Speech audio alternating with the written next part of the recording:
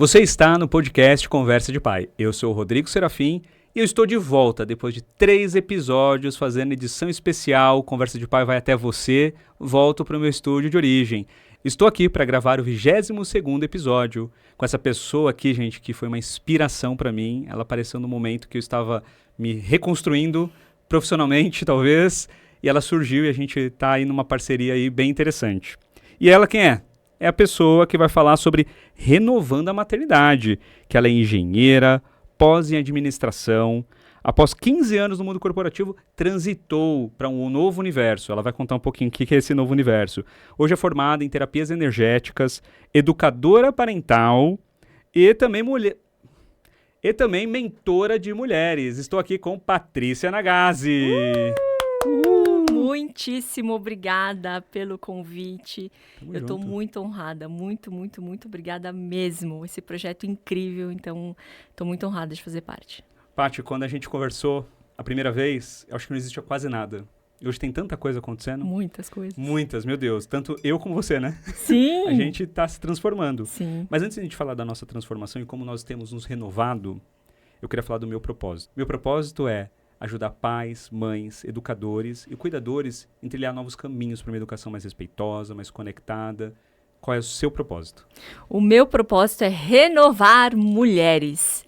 Mulheres que se perderam ao longo da trajetória, principalmente na maternidade, se veem de alguma forma sobrecarregada, num vazio existencial. Então, minha missão é renovar essa mulher.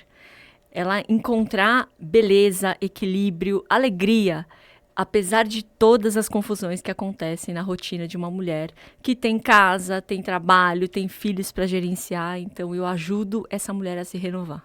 Propósito lindo. Obrigada.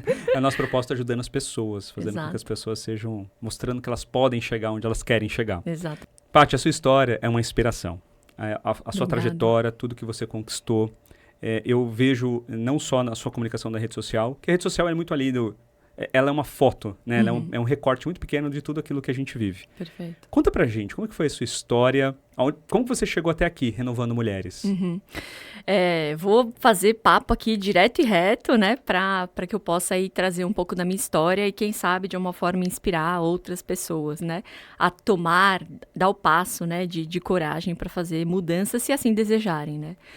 Eu sou uma ex-workaholic.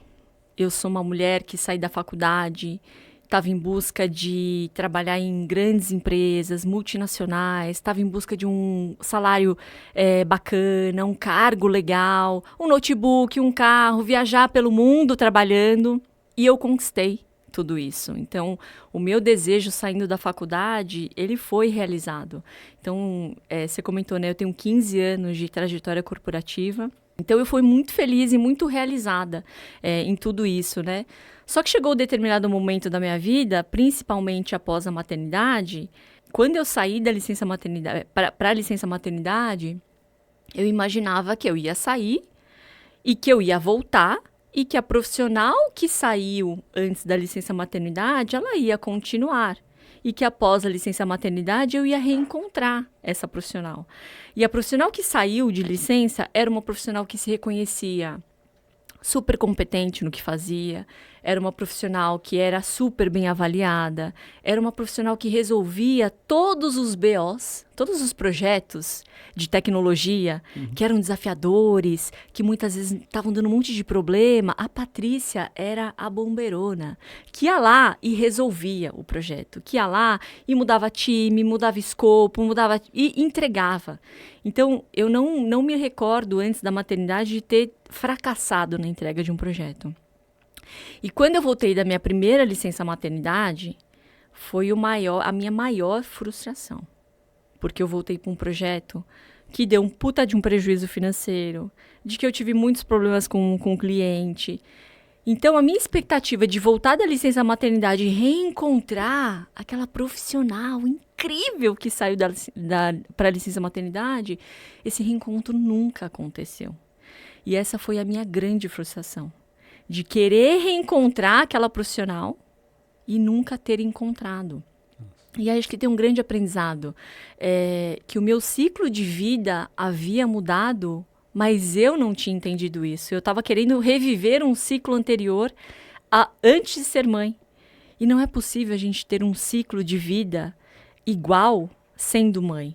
Você acredita naquela questão que as pessoas falam do luto? Talvez você não tenha aceitado ainda que... Falam muito do luto, Sim. não sei se você concorda. Sim. Que é o luto da mulher. Uhum. Acho que você vai falar um pouquinho sobre isso, inclusive, pelo que a gente já bateu pau. Uhum. A mulher, ela, entre aspas, ela deixa de ser a mulher, aquela mulher que ela conhecia, com aquela performance, daquela forma, com aquelas conexões, porque as amizades também mudam, e ela se transforma na mãe.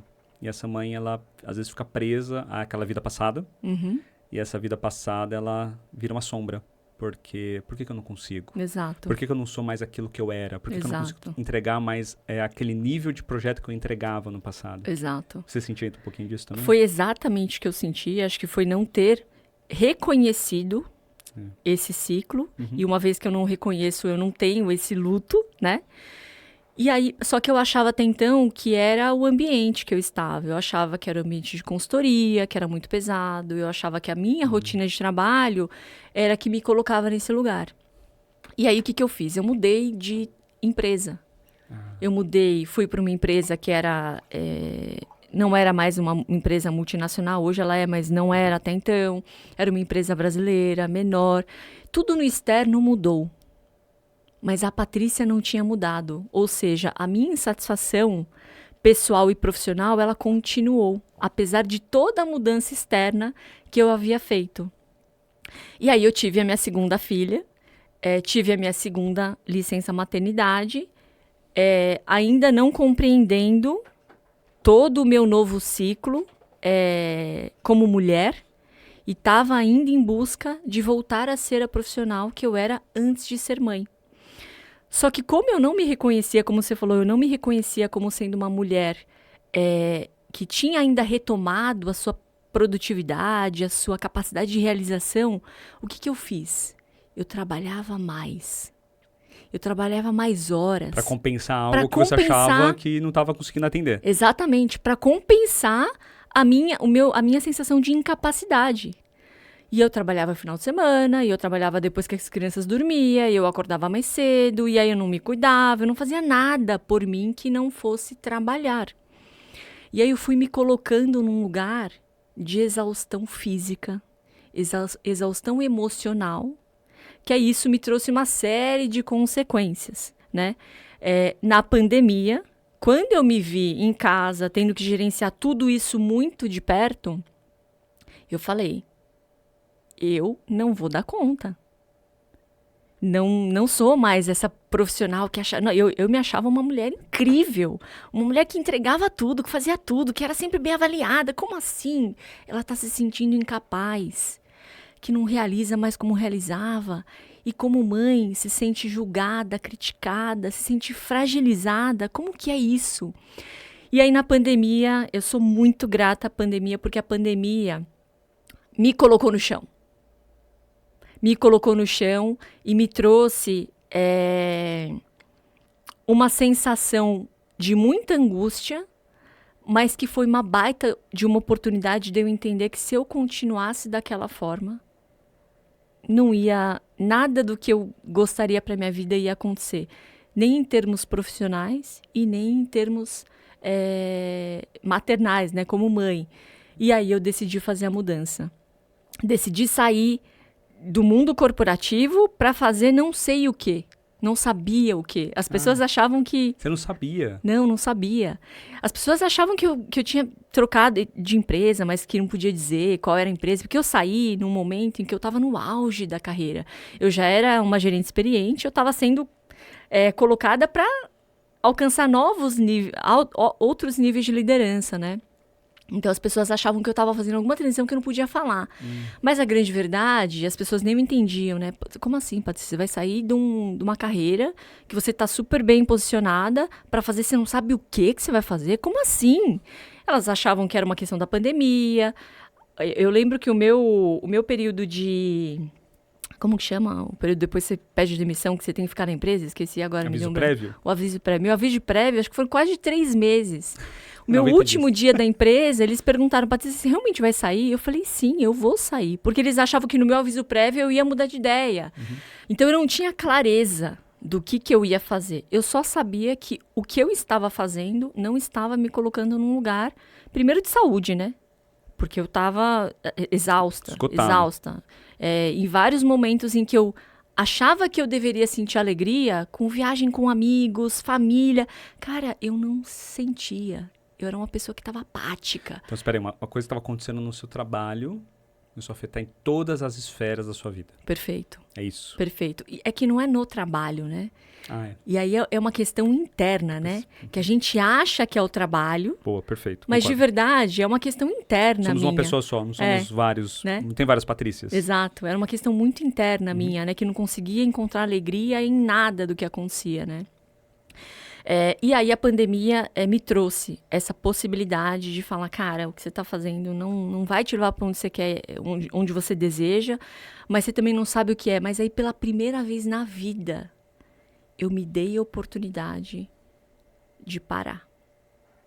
E eu falei, eu não sei o que eu vou fazer, eu não sei qual vai ser meu novo ciclo profissional, eu não me via parada em casa, cuidando de casa. Como é nem que foi de... o D1? Tipo, parei hoje, dia seguinte, como foi? Terrível. Porque a primeira coisa que eu fiz foi comprar um notebook. E a segunda coisa que eu fiz foi instalar um Outlook. Queria ter e-mail. Porque eu não sabia viver sem e-mail e eu não sabia viver sem agenda. Não sabia. Eu não me permitia ficar sentada no sofá, eu não me permitia ficar deitada no sofá, mesmo não tendo um trabalho. Foi um vazio tão grande não ter reuniões, não ter ninguém me ligando, não ter coisas para entregar. Foi um vazio enorme. Até um dia que eu me lembro que eu estava assim, sentada na poltrona na minha sala, e eu comecei a chorar, porque me veio um peso tão grande nos meus ombros, porque naquele momento eu não tinha mais ninguém para culpar. Era só você com você mesmo. Não tinha o meu chefe para culpar, não tinha uma empresa, uma cultura, não tinha o meu marido para me culpar. Ele estava super me apoiando, me respeitando. Eu não tinha ninguém para me culpar. E eu falei, cara, e agora? Se tudo der errado, eu sou a culpada. Se tudo der certo, mérito meu. Mas aí me deu um vazio e um baita de um peso nas costas. Então, assim, não foi um processo leve. Eu digo que quando eu pedi a minha demissão, eu imaginava que no D1 eu sentiria alegria, leveza, tranquilidade. Mas a grande verdade é que eu senti uma baita de um peso nos meus ombros. Mas você acha que isso aconteceu? Primeiro você estava numa questão, num sofrimento ali, não importa em qual esfera, né? Já falamos sobre isso. E talvez porque você não tinha um plano. Você não tinha o que eu vou fazer, ou era uma sensação de, você já falou da culpa, de não culpar ninguém, então você teve que ter a autorresponsabilidade. Eu só queria entender, porque eu queria entender como que você chegou nesse processo de falar, eu já sei o que eu vou fazer. Porque talvez a minha visão é muito disso, né? E não é só renovando mulheres, renovando homens. E aí eu vou falar sobre uma palavra pesada. Para mim ela tem um peso muito grande na minha vida. Propósito. E quando nós não temos esse propósito, seja onde for, a nossa vida é vazia. Perfeito. E talvez você não tinha ainda encontrado o seu. Perfeito. Todos nós temos. Gente, todos nós temos o nosso propósito. Mas alguns conseguem encontrar mais rápido, outros têm maiores obstáculos. Como é que foi esse processo? Porque eu imagino que você deve ter ficado... Quanto tempo você ficou nesse sofrimento aí? Eu fiquei 6 meses num sofrimento. 6 meses? De não saber o que fazer, para onde ir. Mas eu ainda estava num lugar, assim, de me readaptar. Eu estava saindo do 300% de 300 km por hora. Eu estava trabalhando demais, né? Para um momento que eu estava a 0 km, vamos dizer assim, né? Tipo assim, para onde você vai agora, né? Então, esse processo foi doloroso, porque eu não tinha mais um rótulo, né? Para dizer. Ah, então, rótulo. Eu não tinha um rótulo. As pessoas que saem, elas deixam o dia da assinatura do e-mail. Exato. E a assinatura do e-mail, ela pesa, é o rótulo. E eu não tinha uma empresa grande também, para dizer assim, nossa, eu faço parte dessa empresa. Poxa. Quem era a Patrícia? Tá. O que você faz, Patrícia? Imagina, você tá saindo pra, sei lá, um café. O que você tá fazendo, Patrícia? Cara, pra mim era angustiante dizer assim. E o julgamento? Total. O medo do pessoas. julgamento, a crítica. E de você não se reconhecer, você não se valorizar. E aí, você murcha, né? Tá, o que você tá fazendo? Cara, eu não sei o que eu tô fazendo. E aí, até o momento que eu falei assim, quer saber? Eu vou me bancar. Quando as pessoas me perguntarem o que eu tô fazendo, eu vou dizer, estou cuidando de mim. Pela primeira vez, eu estou me dando a oportunidade de me olhar, de cuidar de mim e dos meus filhos. Tá, mas o que você vai fazer do ponto de vista profissional? Eu não sei. Eu só sei que eu preciso me cuidar. E aí eu comecei a voltar a fazer exercício físico, aí comecei a ler, estudar, até que me veio uma chamada assim no Instagram de que mais de 85% de como a gente age e de como a gente decide está baseado no nosso subconsciente. Uhum. Eu falei, opa, peraí, essa porta eu preciso abrir. Porque eu não tô feliz, não sei por que eu não tô feliz, não sei o que eu quero pra minha vida, não sei por onde começar. Alguma coisa aí nesse tal de subconsciente deve ter alguma coisa pra me mostrar. Então deixa eu ver o que tem lá, deixa eu abrir essa porta. E aí eu comecei toda a minha jornada de despertar espiritual, de autoconhecimento, de estudar mentalidade. Deixa eu varrer esses 85% aqui. Deixa eu varrer tudo que tá rolando aqui. Exatamente. Deixa eu ver o que é que tem aí que eu não tô sabendo. Uhum. E aí começou todo o meu processo de entender o porquê que eu tinha me colocado nesse lugar de insatisfação profissional. E aí essa minha trajetória, né, de me conhecer, de me entender, de me despertar espiritualmente, me fez entender que eu amo desenvolvimento humano, né? E aí eu me conecto com o meu propósito, que é, poxa, eu sei que existem muitas mulheres que estão passando pelo que eu passei. Eu sei que existem ferramentas que são poderosíssimas e que podem ajudar essa mulher a despertar essa consciência. Então, é um privilégio, é um prazer poder compartilhar a minha história, a minha experiência, as ferramentas que eu uso e aplico na minha vida com outras pessoas. Então, aí eu me conecto com o meu propósito de vida. E a conexão com o propósito, você sabe quando os propósitos eles se unem, como o nosso se uniu de alguma forma. Uhum. Quando a gente falei pra você o que eu fazia, você falou, cara, tá muito ligado com o que eu faço. Total. Porque eu olho muito essa questão da parentalidade, você tinha que se olhar pra mulher, né, da carga materna. Tanto é que na nossa primeira conversa, a gente ficou conversando como se fossem amigos, né? E tal, não sei o que, porque eu acho que quando os propósitos, as energias se encontram, parece que existe uma explosão. E você acho que tem esse movimento, você tem uma energia incrível. Eu já fui no evento da Patrícia, tá, gente? Então ela tem uma energia incrível. Então, inclusive, tem uma música lá que tá na minha playlist de inspiração, que foi inspirado por ela. Sempre quando eu toco essa música, eu lembro dela. Que legal. E como que você renova hoje as mulheres? Qual é o processo? É uma jornada? E em quais áreas você faz tudo isso? Eu renovo as mulheres, eu costumo dizer que são em 3 grandes áreas. A primeira área é ajudando essa mulher a ganhar consciência, percepção sobre si mesma. Uhum.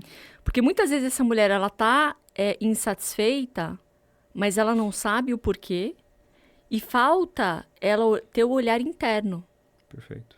Do autoconhecimento, Uhum. da autorresponsabilidade, que ela tem de criar uma vida que faça sentido para ela, né? Então, acho que o primeiro aspecto é do olhar para dentro, um olhar interno. A partir do momento que ela consegue se enxergar, ela consegue enxergar os seus valores, as suas qualidades, seus talentos e também as suas imperfeições, as suas fragilidades, essa mulher vai estar num passo em que ela consegue assumir a liderança da própria vida. Então, esse é um outro aspecto, né? De, como é que eu vou me apropriar da minha vida se eu não me conheço, se eu não sei o meu valor, né? Então, a segunda esfera que eu gosto de trazer é a liderança, o protagonismo dessa mulher na própria vida. Seja no trabalho, seja no relacionamento com o parceiro e com os filhos. Porque como que a gente vai liderar filhos se a gente não assume a liderança da nossa própria vida? Se nós não somos exemplo, Exato. inclusive não só exemplo da liderança, mas o exemplo do que você falou aqui, o autoconhecimento, o autocuidado, se nós não nos cuidamos, a gente não consegue ensinar para o nosso filho que é importante a gente se conhecer. Perfeito. É importante a gente se respeitar, é importante respeitar os nossos limites, as nossas sensações, os nossos sentimentos. Então, se nós não somos o exemplo, nós não conseguimos ensinar.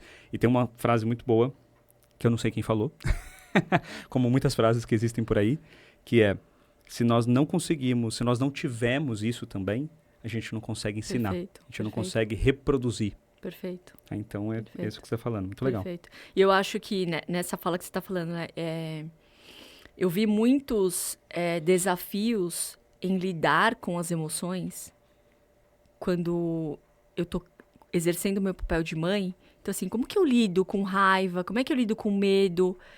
Como é que eu posso ser uma pessoa empática se eu não consigo entender a minha própria bagunça, né, emocional? Então, é muito isso, né? A gente primeiro se entender para que aí a gente possa levar isso para os nossos filhos. Perfeito. Muito bom. E qual o terceiro? E o terceiro é a conexão com os filhos. Conexão. Você falou conexão? Não sei. Falei. Conexão. Por quê? Porque, conexão. Para mim, conexão... você falou os três, eu imagino que não deve ter uma hierarquia. Não tem hierarquia. São os três, são muito importantes os três. Uhum. E para mim, conexão é o que movimenta uma família. Uhum. É que movimenta um grupo. É o que nos movimenta. Perfeito. É o que faz com que estejamos aqui agora, eu e você. E eu acredito tanto em conexão. Eu escrevi um livro que foi lançado no dia 3 de agosto.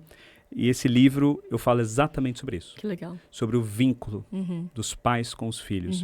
E o quanto isso vai repercutir não só na criança, na primeira infância, mas na adolescência e quando essa criança for adulto. Perfeito. Porque ele vai buscar conexões exatamente da mesma forma que ele também se conectou com os pais. Perfeito.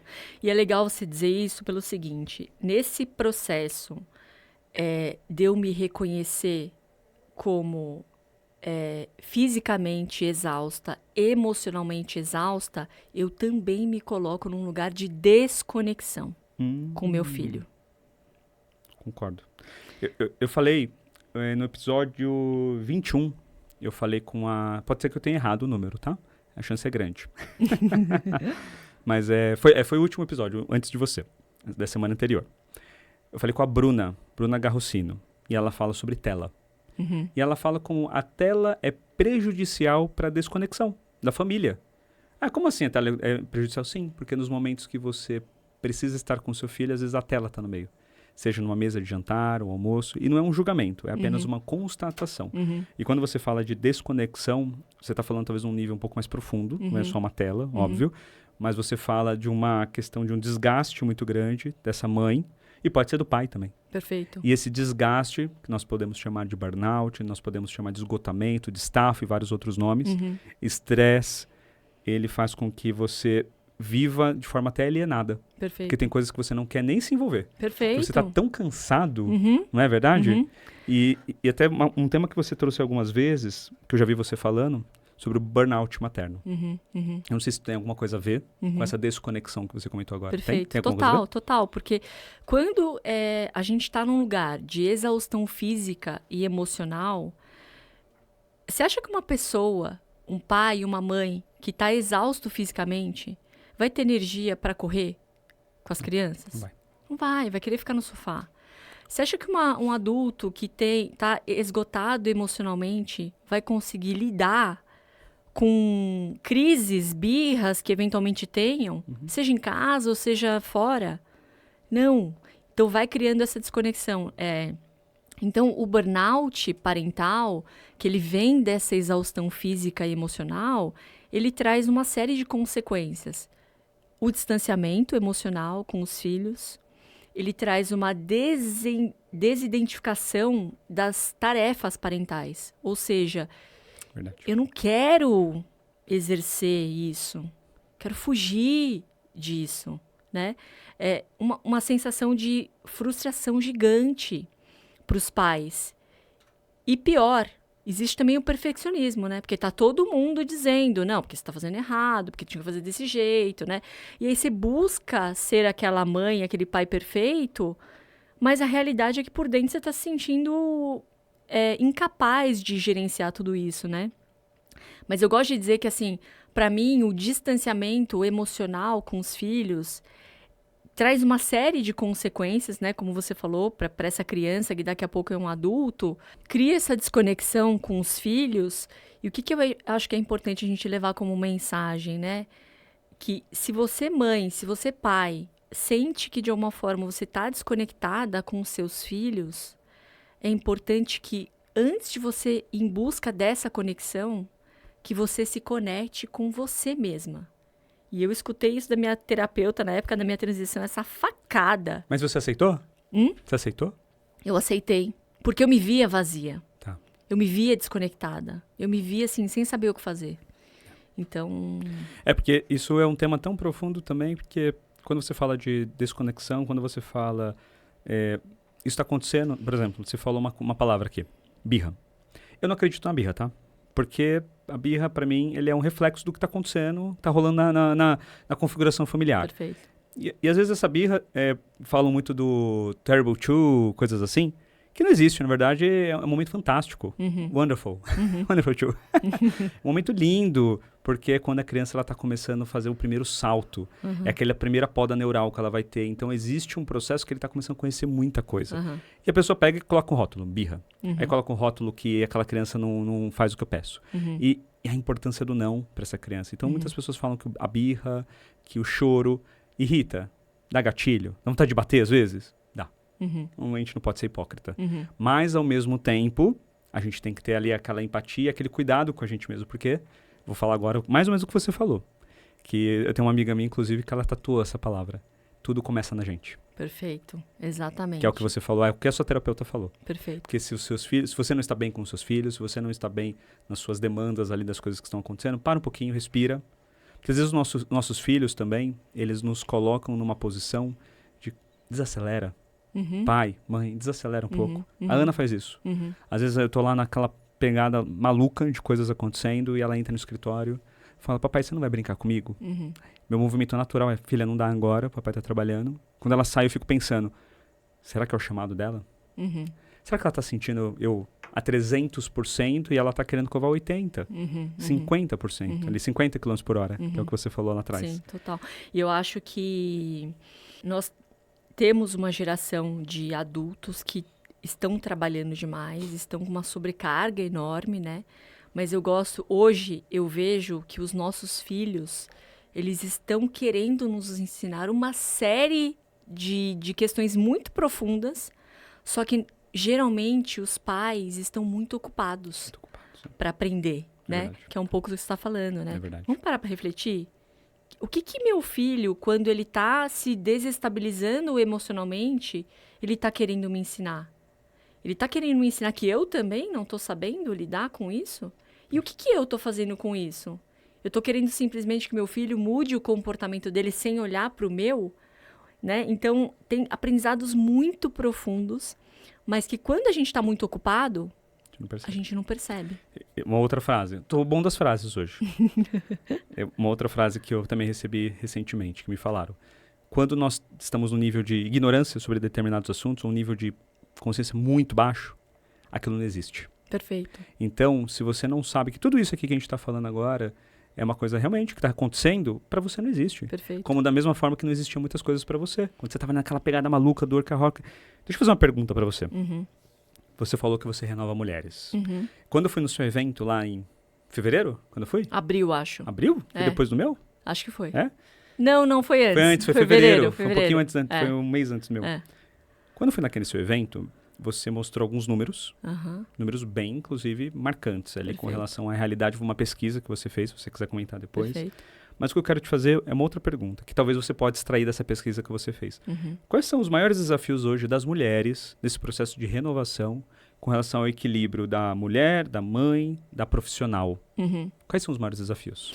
Eu acredito que tem dois principais. Eu acho que o primeiro é essa mulher, ela começar a entender que ela não vai dar conta de tudo.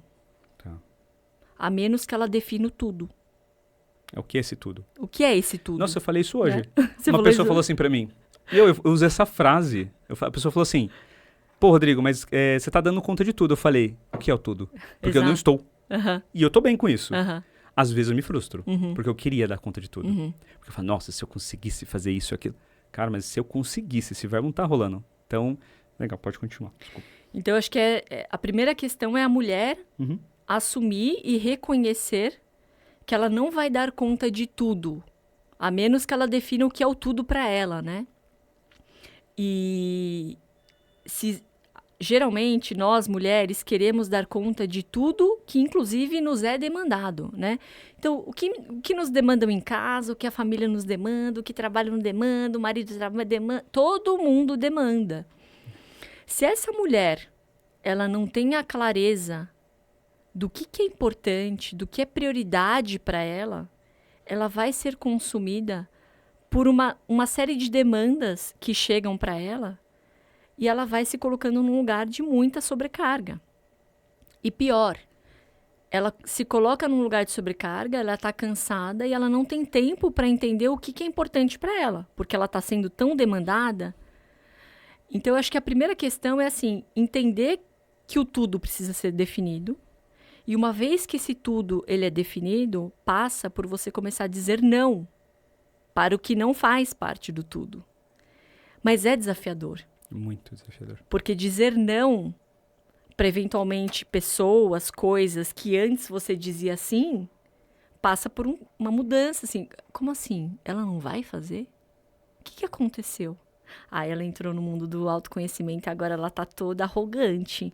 Porque antes ela vinha nesse encontro, agora ela não pode vir mais. Então, eu acho que a questão de prioridades é um ponto importante. Saber impor limite, dizer não, é super importante. E acho que tem um terceiro ponto, que é quando você decide se olhar, quando você começa a fazer mudanças da sua vida para que você viva com mais realização, as pessoas que antes recebiam sim e vão começar a receber não, ou elas vão começar a perceber a mudança que você está fazendo, elas vão estranhar. E aí, qual que é o desafio dessa mulher que está se transformando, está querendo se renovar? Ela tem que lidar com comentários que eventualmente não são tão legais. Comentários do tipo, quando eu fiz o meu processo e eu voltei a fazer exercício físico e comecei a fazer algumas provas, né, de triatlon, enfim, de corrida na montanha, eu tive que lidar com pessoas dizendo, nossa, mas você nunca fez esporte, agora vai fazer por quê? Tá querendo provar o quê pra quem? Julgamento? Então vem alguns comentários, entendeu? E aí tem a questão de como que essa mulher se fortalece ao longo dessa renovação para que ela continue se bancando. Porque o simples fato de eu querer fazer uma prova, de eu querer voltar a fazer exercício só porque eu quero, só porque me dá prazer, já basta. Não preciso provar nada para ninguém. Então tem uma questão de como que o externo também afeta, né? Aceita ou não essa mudança e como que você lida com esse julgamento, né? É porque você falou uma coisa muito legal, que se você tem a prioridade, sabe dizer não, o julgamento ele passa a ser desde quando você esteja muito conectado com aquilo que você tem certeza do seu propósito. Perfeito. Então, as pessoas falam, é como se, ok. Ok, ou simplesmente você começa simplesmente a se distanciar dessas pessoas. Perfeito. Que é um outro movimento. Exato. Deixa eu fazer uma pergunta para você. Você falou sobre carga. Na minha visão, a mulher, falando de maternidade, ou melhor, falando de uma família, ela sempre vai ser a parte mais sobrecarregada do processo. Por mais que o homem ajude, por mais que o homem esteja presente, por mais que o homem esteja realmente ali, tô aqui, vamos lá, vamos junto, a mulher sempre tem essa sobrecarga. Seja porque ela tem a demanda dos filhos, seja porque ela tem a pressão, seja porque ela tem a pressão da própria maternidade. Aí a gente pode falar de puerpério, de outras coisas que acontecem, principalmente no início ali da pós-gestação. Uhum. Como que o homem, em todo esse processo, pode ajudar a mulher a ter menos sobrecarga? Olha... Vou só uma outra comentário. Parceiro. Tá? Não vou falar o homem, o parceiro. Como o parceiro pode ajudar a não ter uma sobrecarga? Perfeito. Eu acho que a primeira questão, e talvez um ajuste aí de como que a gente olha, né, a criação desse filho, é entender que esse pai, ele não ajuda, ele faz parte do movimento, né? Eu acho que, claro, quando você acaba de ter um bebê, tem uma questão fisiológica, né? Do corpo da mulher nutrir a criança e tal. Mas quando a gente passa por essa fase, eu acho que a questão é a gente começar a determinar quais são as responsabilidades desse pai e quais são as responsabilidades dessa mãe, né? Tirar a sobrecarga dessa mulher, talvez seja um pouco polêmico o que eu vou falar. Polêmico, atenção. Polêmico. Você fala devagar, porque se for muito polêmico eu tiro. Tô brincando. Tô brincando. É que eu acho que muitas vezes a sobrecarga da mulher é a responsabilidade da própria mulher. Tá. Mas você não acha que quando você comenta isso, você aumenta a culpa e talvez a pressão sobre a mulher dessa sobrecarga, de ela saber que ela é culpada? Ela é culpada? Eu não gosto de falar culpada, eu Tá. gosto de falar sobre responsabilidade. Responsabilidade, tá. Ela é responsabilizada, ou melhor, porque assim, posso falar como a gente faz lá em casa? Uhum, E eu tô te perguntando isso porque esse aqui é um assunto complexo. uhum, Eu falei o homem ajuda de propósito, porque o homem não ajuda, ele participa. perfeito. Ele tem que participar de forma integral. Uhum, E eu vou falar pra você o que a gente faz lá em casa. Qual foi o nosso combinado desde quando as meninas nasceram? A Mayra tem uma questão que ela não pode... Ela tem que dormir bem. uhum, Se ela não dormir bem, ela fica moída. uhum, Isso eu sempre soube. Nós já estamos juntos há 16 anos. Vamos fazer 11 anos de casado. E eu já sabia disso. Eu falei, legal, então... nas 2, 3 primeiras noites que ela teve que acordar de madrugada, ela ficou destruída. Eu falei, você não acorda mais. Só pra amamentar e depois deixa que eu toco. A partir de agora. Então, até hoje, já a Ana está com 4 anos... Sou eu que acordo de madrugada. uhum. Se elas acordam, sou eu que vou lá e pego a Ana, pego a Clara, que elas já dormem comigo, então tá tudo bem. E essa foi único critério. Então nós tivemos um alinhamento muito bom sobre, você falou, né, de tarefa. Uhum, Eu falei, eu sei que aqui é difícil pra você, então eu tô aqui. uhum, Um outro ponto que foi um combinado nosso desde o começo. Não existe você faz isso e eu faço aquilo. uhum, Os dois fazem tudo. uhum, Eu dou banho, ela dá banho. Eu dou comida, ela dá comida. uhum. Tem coisas que ela faz melhor do que eu faz, tem coisas que ela tem uma pressão em fazer de forma um pouco mais intensa, tipo alimentação. Eu sou um cara mais tipo, tá tudo bem. Você sabe o nível, Ana, ou Clara, você sabe quando você tá alimentada e tá tudo bem e segue a vida. Ela não, ela às vezes, a última colher? Ah, mais uma, só mais uma. Mas tudo bem. Ela tem algumas questões com isso e ok, tá tudo bem. Mas a gente tenta sempre, no passado, a Ana ficava, eu quero fazer isso com o papai, quero fazer isso com a mamãe. Qual sempre foi a frase pra Ana? Filha, os dois podem fazer. Uhum, Os dois podem fazer. uhum, Filha, os dois podem te trocar. uhum. A única coisa que eu não faço ainda, anota aí, gente, eu não consigo pentear o cabelo direito. Uhum, uhum, Porque eu nem tenho cabelo, então eu não sei pentear direito mesmo. Mas o resto a gente faz tudo. aham, Então, isso é um tema polêmico, eu concordo com você. uhum. É polêmico porque é difícil, porque vai muita configuração, vai muito dos dois que estão ali. Mas como que você acha que o pai, o homem, ou o parceiro pode ajudar não, pode aliviar mais essa carga materna? Eu acho que parte dos pais conseguirem entender como que configura melhor a divisão das responsabilidades em casa. Quando você fala assim, que vocês fazem tudo, eu, por exemplo, estou vivendo um momento em que meu filho mais velho, que ele tem 10 anos, ele precisa de algum suporte em estudo em algumas matérias. Eu e meu marido, nós entendemos que a pessoa mais apropriada para entregar isso para o meu filho é o meu marido. Porque vocês têm o quê? Conexão. Conexão. Perfeito. Então você sabe a hora que um tá um pouquinho aqui, o outro sobe. Perfeito. O outro, isso aqui não consigo. Perfeito. Hoje não dá. Eu faço Perfeito. isso, tá? A gente faz muito Sim, isso. sim.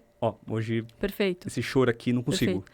Mas aí passa por você ter uma conexão com o marido. Legal. E por que muitas vezes eu falo sobre a responsabilidade da mulher?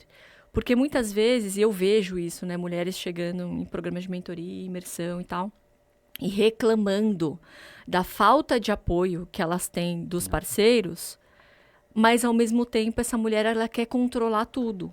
Ela quer controlar como que dá comida, ela quer controlar como que dá banho, ela quer controlar que faça exatamente Do jeito que ela do faz. jeito que ela faz, né? Então, eu acho que tem uma questão também da gente também olhar para dentro, entender que, você mãe, vamos tirar um pouco desse controle, vamos começar a respeitar também a individualidade deles, né? Para que a gente possa permitir que esse pai também entre em jogo fazendo o melhor que ele pode, da forma como ele pode. Deixa o pai ser pai? Exato. Tá bom. Deixa o pai ser pai. Porque você tá falando, e tem uma pessoa que eu adoro, que é o Piangers, e ele fala sobre isso. Você pegou exatamente o que ele fala. Ele fala, cara, todas as mulheres falam, pô, ele não participa, ele não faz nada. Mas na hora que ele vai trocar uma fralda, não troca assim. Tá tudo Perfeito. errado. Não limpa assim. Tá tudo errado. Não dá banho assim. Tá tudo errado. E nós tivemos, tá, esse processo. Então, a Mayara, ela passou por esse processo, algumas coisas. E eu tive essa conversa com ela. Eu falei, eu não consigo ser uma peça participante aqui do processo se você não entender que eu sei fazer também. Tudo bem, me ensina. Como eu devo fazer? Pode ser que eu esteja fazendo errado. Ah, é assim, assim, assim. Ah, agora eu entendi. Tudo bem, agora então eu vou seguir por esse caminho e vai embora. E, gente, hoje ela não fala nada. E às vezes até arrumar o cabelo da Ana, que é bem difícil. Todo cacheado o cabelo dela. No passado ela... não é assim, hoje eu arrumo e tá legal. E tá tudo bem. Que bom que você arruma, porque em casa não arruma. E aí a Júlia vai pra escola vai daquele jeito. Ah, legal, pode ser estilo também, né? Mas você falou lá no começo a palavra que vem sustentando várias discussões que nós estamos tendo aqui. Perfeito. E por que eu quis ser um pouco mais profundo nesse tema? Você chegou onde eu queria. Eu acho que é isso. Quer dizer, eu não sabia que você ia chegar aí, tá? Você chegou exatamente... Quando você falou, eu falei, putz, faz sentido. Então, acho que é essa responsabilidade e, às vezes, também a desconexão de não falar pro marido. Falar, cara, não tá rolando. Perfeito. Cara, senta aqui comigo, vamos fazer isso aqui junto. Pô, você tem que participar. A educação não é só papel meu. A educação é nosso papel. Eu e você, como família, temos que prover educação para os nossos filhos. Perfeito. E você, mentora de mulheres, renovando mulheres. Qual é o principal reflexo que você vê dessas mulheres após a sua mentoria? Eu acho que é a autoconsciência.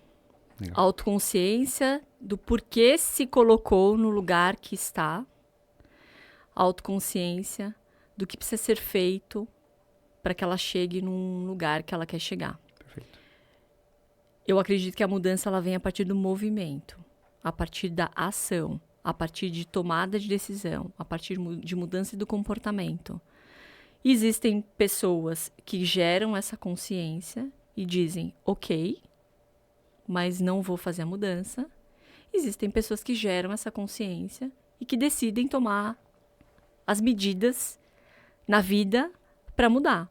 Mas eu acho que o grande ponto é consciência, é despertar de consciência, você conseguir se compreender melhor, para que a partir da sua própria compreensão você possa levar uma conexão, uma educação firme e gentil com seus filhos, mas a partir da sua autorresponsabilidade, né? Então, acho que autoconsciência e autorresponsabilidade. Para mim, a autorresponsabilidade, ela tem um papel muito importante na forma como a gente olha a vida. Só que muitas vezes eu percebo que essa palavra, ela é muito forte para algumas pessoas no sentido de, pô, mas a Patrícia não está entendendo o que eu estou falando. Ela não está entendendo a minha realidade. E ser autorresponsável, às vezes, é cansativo.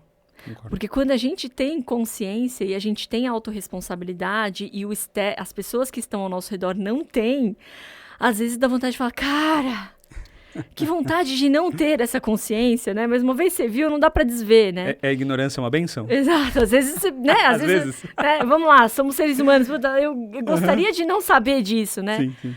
Mas a autorresponsabilidade precisa ter muita coragem para persistir, muita disciplina, persistência, persistir nesse caminho. Mas eu posso dizer assim, eu tenho encontrado liberdade ao longo dessa jornada. Concordo.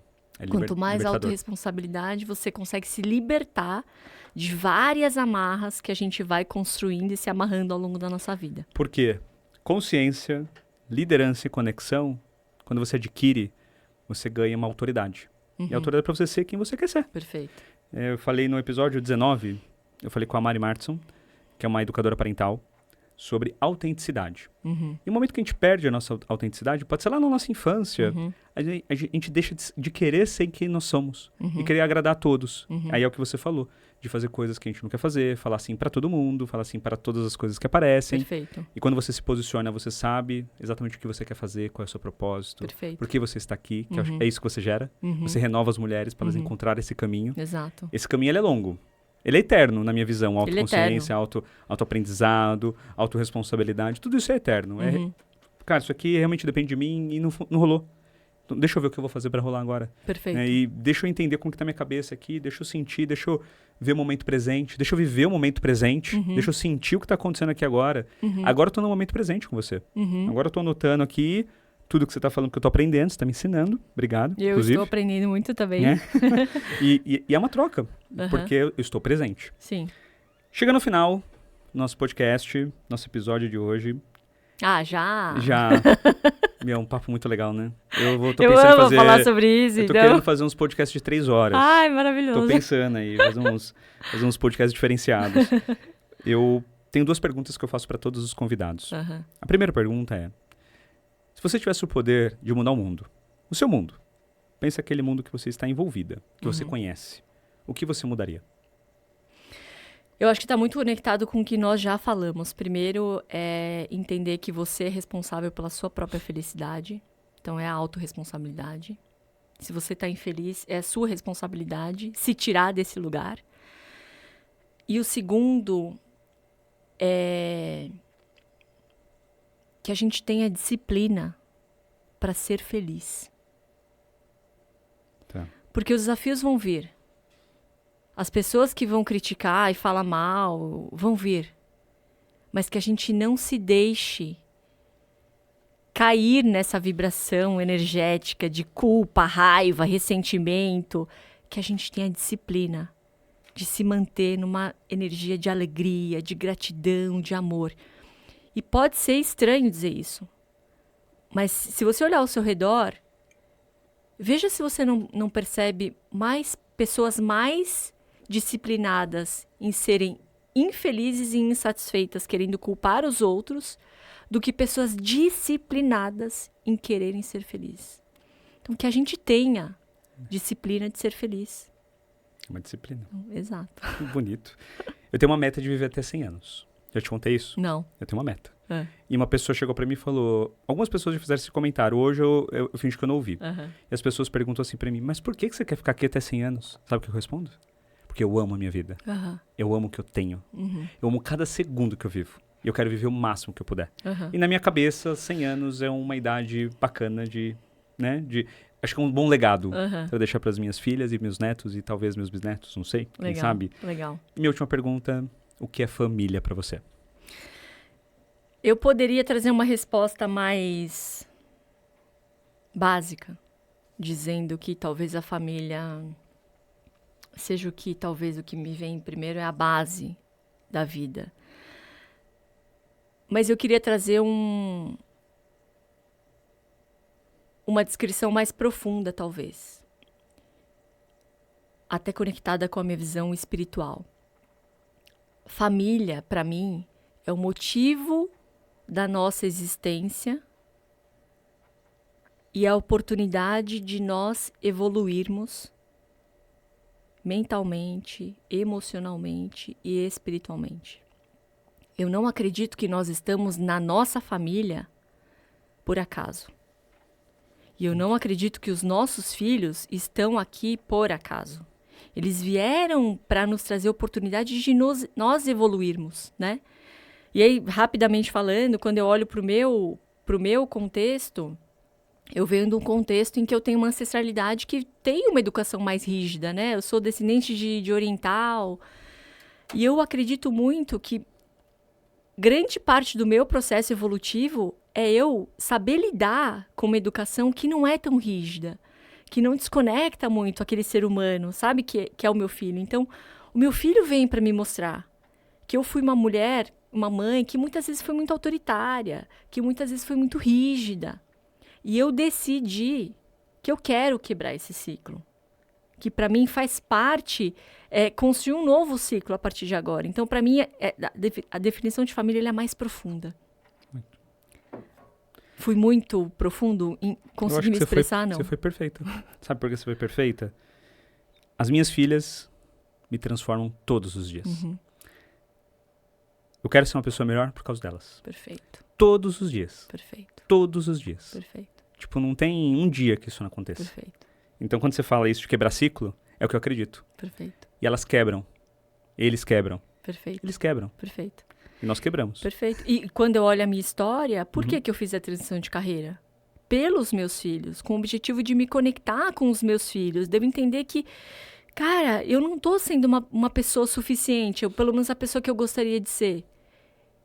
Então é uma mudança muito grande, é uma oportunidade enorme da gente evoluir. Muito. Então eu acredito muito que, assim, ser mãe e ser pai é o maior desafio que um ser humano pode receber. Assim, de verdade, eu acredito que é o maior desafio.